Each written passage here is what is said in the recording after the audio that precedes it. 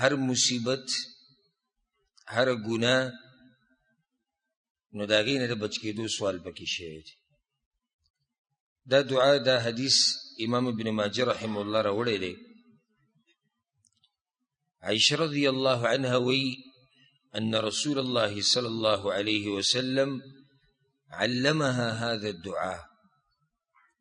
ورسول صلى الله عليه وسلم ما تدا دعا خولی و چی دا اللہ ندی سے دعا غوار. اس گور دا دعا چا خولی دا رسول صلی اللہ علیہ وسلم. نو دا بسومر قیمتی دعای. اگر که دا دعا لگا اگده دا خود دومره اگده نده چی زمانگنا پاکی دیر وقت لگی یا دیر لوی قربانی ولا پکارد. ذکر دی عنوان تو گور جامعی دعاگانی لندی غوندی، یعنی دا که اگده دا پا نسبت دا دی لندو اگده دا، یعنی دا باز دعاگانی دیری لندی دا دا گی پا نسبت لگا اگده دا دیسی اگده نده چیتا و بکی سار ماقام لگی. دا دعای و تخولی و اللهم انی اسألوک من الخیر کله. اے اللہ زستان سوال کوم دا طول خیر، هر قسم خیر چی دے یا اللہ تانے غوار، او خیر طول دا اللہ سر دے پلاس کی. قرآن کی دی کہ نبی دیکھ الخیر، یا اللہ خیر ستا پلاس کی دی. نو خیر او سے چیزی دا اللہ پلاس کی دا غن غخت پکار دی. اس کے سڑے دا ہوئی چی نو دی انسانانو پا واسطه چی منگ تا کم خیر را رسی. نو جواب داگی دا دی چی دا اللہ یو ذریعہ گرزولی دا.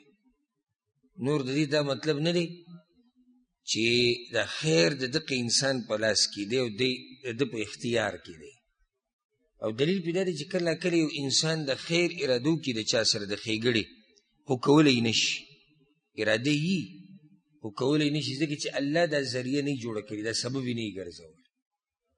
نو یا اللہ ویزتانا غوارم طول خیر، اللہم انی اسألوک من الخیر کله، ہر قسم خیر، کاغد دنیا دے او کاغد آخرت، عاجله و آجله، پا تلوار سرا او پا نیٹی سرا. یعنی کہ کم خیر آگا دے چی اگتا ما تا نجدی لکلے دے او که کم خیر دے ما تا پا نیٹی سر لکلے دے. بعض شیزون اللہ منگلا پاگا ٹیم را کئی یا وخی نجدے دے. بعض آگا دی چی اللہ زمون پا تقدیر کی لکلی دی یو خیر شتی خو آگئی تا نیٹا دا آگئی تا وقت دے. نو یا اللہ ہر قسم خیر دے نغوارم کاغا وست دے کاغا بیا دے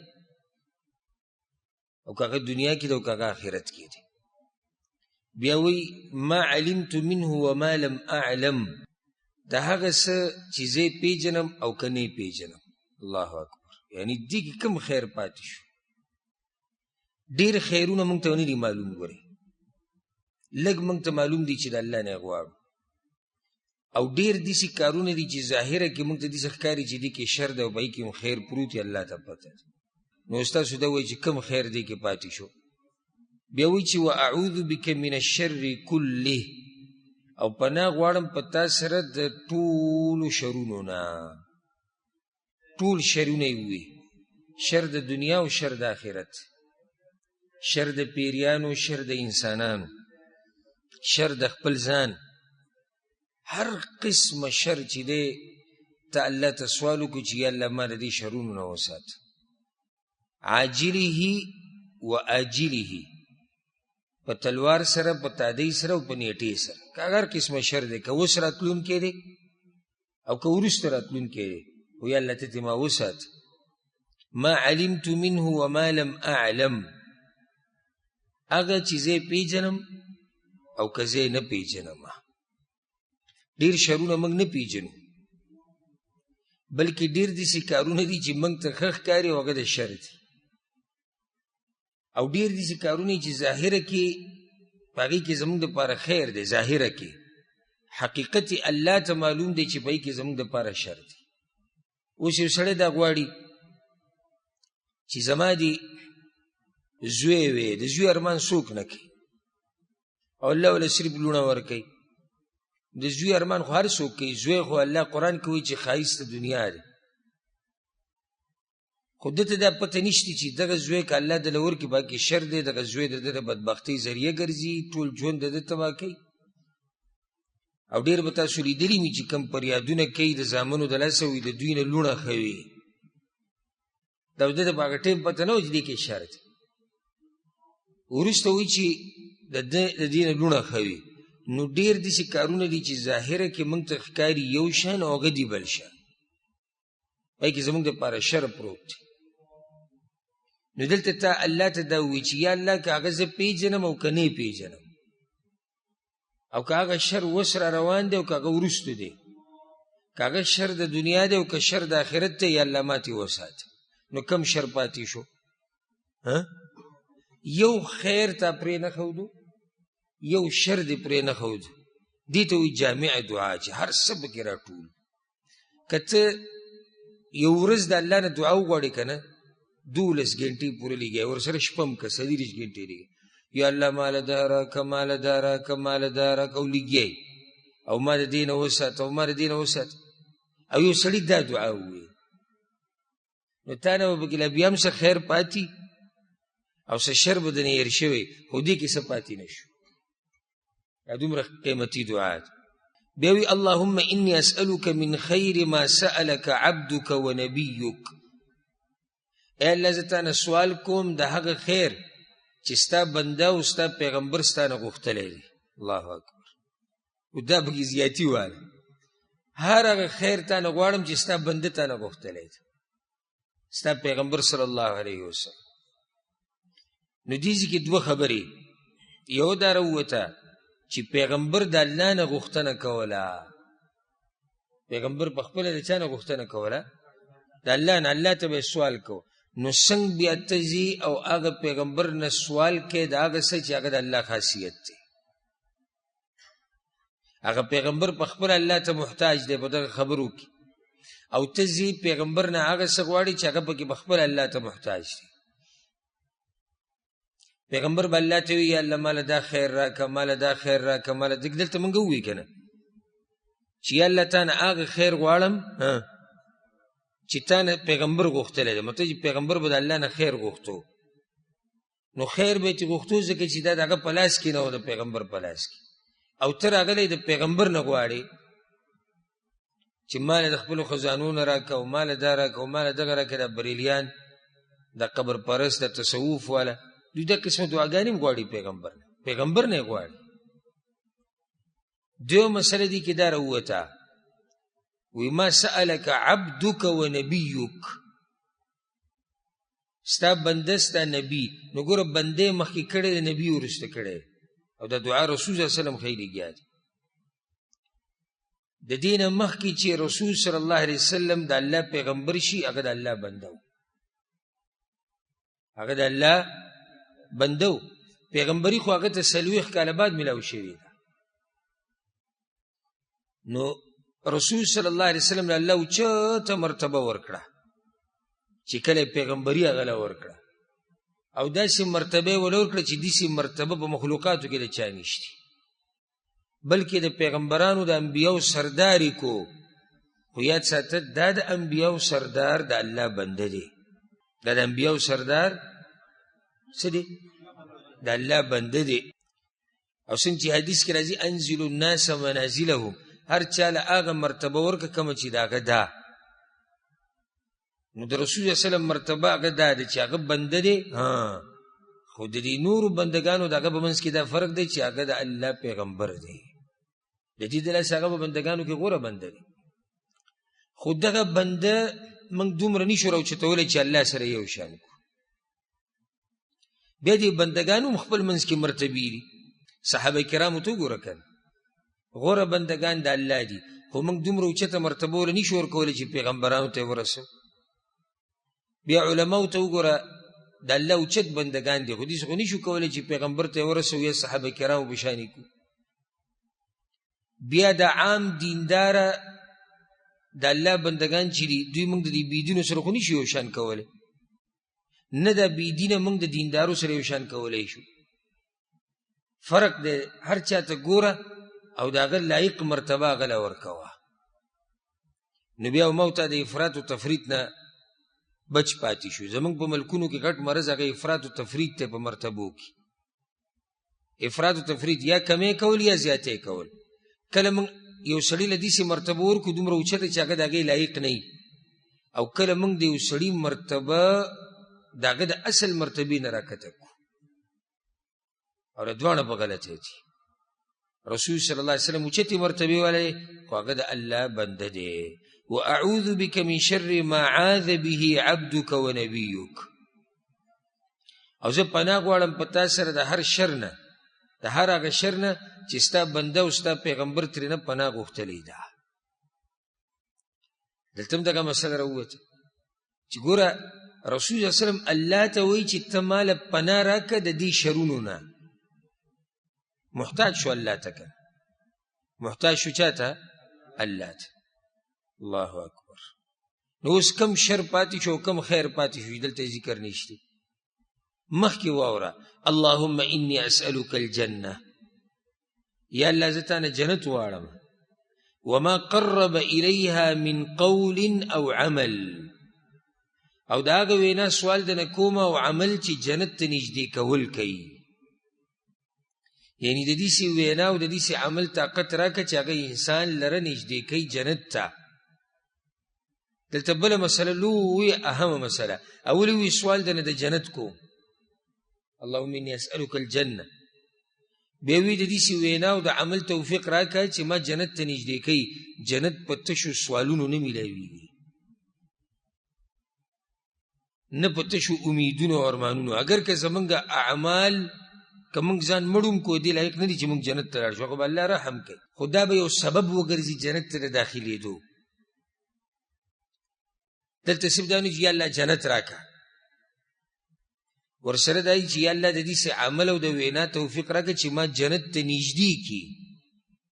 نو مسله ته دا راووته چې عمل ته ضرورت نشته، شته خپل بخپه باندې واچو او د دعاګانو درخواستونه یو ته او بل تم کو او تم غواړه او بس، او نور بخپل منمانی کوم نه. دې جنتونه نه میلاویږي.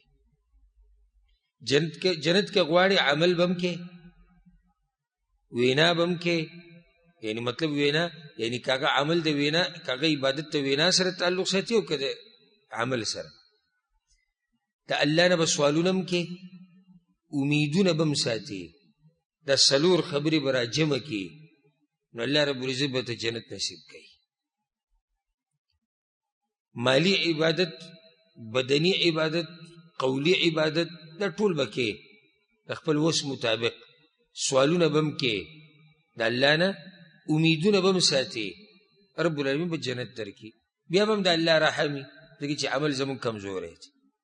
او داسې چې سوچه صرف امیدونه ته پرېوځه او یا الله وچ په وچه جنت راکړه، وچ په وچه جنت راکړه، نو داسې جنتونه نه میلاوي. که داسې میلاوېدې نو بیا د اعمالو ته د سره ضرورت نه و، نه د دیندارو خلکو د دیندارۍ ته دومره ضرورت و. صحابه کرامو تاریخ راواله، د دیندارو خلکو راواله، څومره ځان ستړی کړی دی د دین په لار کې. اخر دې ته څه ضرورت و؟ خو سوالونه به یې کول، الله به له جنت ورکړی. دا ټول پرېږده، د دې امت د مشر ته وګوره رسول صلی الله علیه وسلم ته، یعنی هغه خپل بخپه باندې نه راچولي. او سورة المدثر کې ورته الله څه وایي؟ یا ایها المدثر قم فانذر. پاسه پاسه. نو چې الله پیغمبر ته وایي چې پاسه، ما او تاسو کیو چې نه موږ به پراته یو، موږ به ډډه لګولي او الله به موږ وچ په وچه وبخي.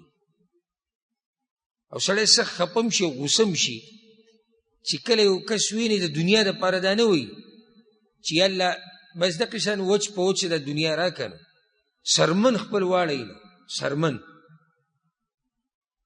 او دا نه وایي چې الله وچ په وچه یې راکړه، بلکې الټه به تا ته دا وایي چې کمقله دنیا داسې میلاویږي چېرته. نو ته زم دقه وایم که نه چې د الله دا رضا، د جنت د اجرونه، د آخرت د نعمتونه دا مسې نه میلاویږي. ما او تا به څه خپې لاس وهو، هغه به بیا هم کمزوري. خو رب العالمین به د هغې د لاسه، د دې محنت د لاسه زمونږ هغه کمې کوتاهۍ زیاتې هغه به مونږ ته وبخي. پوه شوي په دې مسله که نه؟ نو سلک ډیر محنت تم ضرورت شتی که نشتی ضرورت شتی صرف به د الله نه امیدونه نه ساتي بلکې د الله نه امید سره به محنت او کوشش کی واعوذ بک من النار او یا الله پنانی سم پتا پوری د اور نه وما قرب الیها من قول او عمل او داغه قول او عمل نه چې جهنم ته نږدې کول کوي ادینه دا مسله وروته چې انسان چې جهنم ته ځي نو د خپل کړو د لاسه ځي څه دلیل دی چې د خپل کړو د لاسه ځي او نه او د هغه عمل نه مې ساته او د هغه وینا نه چې جهنم ته نږدې کول کوي الله رب العزت چا لره اسې جهنم ته نه نږدې کوي دا خو بیا ظلم شو والعیاذ بالله چې څوک هم جهنم ته ځي دی به حقداري د هغې په انصاف سره به ځي او چې څوک هم جنت ته ځي دی به د الله په رحم سره ځي نو اعمال اقوال جهنم ته نږدې کولو والا هم شتي جنت ته نږدې کولو والا هم شتي مخکې ستا مرضي د ښه پوه سړی ریال او روپۍ او درهم او دینار او ډالر کې داسې فرق کوي چې تپوس یې مه کوه نو په دې کې به ته فرق نه شي کولی چې کم عمل ما جنت ته نږدې کوي او کم عمل ما جهنم ته نږدې کوي ښه موږ فرق کولی شو خو ځان هم په زور قمقل کړی دین په باره کې موږ ځان داسې په زور قمقل کړو چې ځکه څه جو پوه نه یم بله یو عمل ته جنت ته نږدې کوي یو عمل ته جهنم ته نږدې کوي دې معمولي خوندونو پسې مه ګرځئ په ګناه کې خوند معمولي دی خو سزا یې ډېره لویه ده لکه اوس یو سړی غلا وکړي والعیاذ بالله نو څه وخته پورې خوند دی دی به څومره پیسې پټې کړي او دی به څومره وخوري خو ته هسې وګوره چې په دې خوند پسې بیا څه دي یو سړي دوکه دړاکه وکړه په تجارت کې د چا نه پیسې ووالي دکان کې کار کوي کس پسې راغی ده وله دوکه ورکړه او د ده نه یو 500 روپۍ زیاتې ووالي د 500 خون څه حیثیت دی د جهنم د اور په مقابله کې او د 500 د خون څه حیثیت دی د الله د ناراضګۍ په مقابله کې رب دې ناراضه کو 500 روپۍ دې وګټل رب دې ناراضه کو جهنم ته دې ځان نږدې کو او 500 روپۍ دې وګټلې تا څه ګټه وکړه آخر هغه سړی چې زنا کوي والعیاذ بالله یو 100 منټه خون یو 100 منټه دنیا کې رسوایی او ذلت چې کله په ده باندې حد قایم شي دې سزا ته وګوره بیا د آخرت هغه سزاګانې وګوره نو مه کوئ داسې چې د یو څو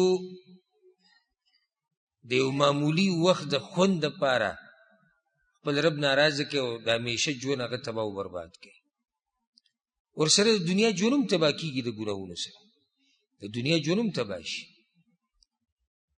واسألك ان تجعل كل قضاء قضيته لي خيرا اے الله زه ستانه سوال کوم چې تا زما دپاره په تقدیر کې کومه فیصله لیکلې ده هغه زما په حق کې بهتره او غوره وګرځوه هره فیصله چې تا زما دپاره په تقدیر کې کړې ده نو زما دپاره خیر والا وګرځوه په بل تعبیر سره داسې وایي دلته یو سوال زړه ته راځي پوه ستاسو زړه ته به راغلی که نه وایي وی الله کومه فیصله چې تا زما په تقدیر کې لیکلې ده هغه خیر والا وګرځوه هره فیصله نو سوال دلته دا دی ولې په تقدیر کې شري سوال دا دی چې موږ خو په مخه دا وایو چې الله څه لیکلي به یې کې خیري نو دلته دی څنګه الله ته سوال کوي چې یا الله څه چې دې زما په نصیب لیکلي دي هغې کې هره فیصله خیر والا وګرځوه ولې شر والا پکې شتي سوال دا راځي تقدیر خو ټول خیر والا دی نو جواب د هغې دا دی چې ګوره تقدیر ټول خیر او خیر دی په نسبت د الله تقدیر ټول څه دی خیر دی په نسبت د انسان په بعضو خبرو کې ظاهري شر او غم مصیبت دی د انسان په نسبت د الله په نسبت نه لکه یو سړی دی د هغه په تقدیر کې لیکلی شوي دي چې دی به بیماریږي. اوس په نسبت د الله دی کې خیر دی، ځکه چې په دې به دې ګناهونه ریږي، په دې به دی الله سره چې ملاقات کوي نو صفا سوتره به میلاو شي د ګناهونو نه، په دې سره د مرتبې اوچتېږي، په دې سره دی که بیمار شوی نه وی د په دې وخت کې څه ګناهونه کول لوی الله د هغې نه بچ کو، بل یو مصیبت پرې روانو الله د هغې نه بچ کو. اوس په نسبت د الله دې بیمارۍ کې څه خیر، په نسبت د دې انسان شر دی. ځکه چې موږ خو ظاهرې ته ګورو که نه، موږ خو ظاهره کې ګورو چې سړی په کټ کې پروت دی، خوځېدی نه شي، خدمت نه شي کولی خپل. نو دلته دا مطلب دی چې یا الله هر فیصله چې دا خیر والا وګرځي په نسبت زما او په نسبت ستا ده، په نسبت د الله خیر خیر دی. اوس مې پوه نه شوئ که پوه شوئ؟ نو دا دعا ده، یادولو کوشش به وکړئ که نه، هېڅ پې نه لګي، هېڅ پې نه لګي. خو دا یاده کړه که یو پیر الله قبوله کړه، یو پیر، نو یو خیر تا نه پاتې نه شو، یو شر دې پاتې نه شو چې تا یاد نه کړو. جنت دې موږ غوښتو، جنت ته نږدې کوونکي اعمال دې موږ غوښتو، جهنم نه د بچ کېدو سوال دې موږ کو، د هغه اعمالو نه د بچ کېدو سوال دې موږ کو چې جهنم ته دې نږدې کوي، او د تقدیر د خیر سوال دې موږ کو. اوس مرضي ستاسو د مخکې، که څوک یې یادوي نو هم ډېره ښه، که څوک یې نه یادوي خپل نقصان هم ډېره ښه.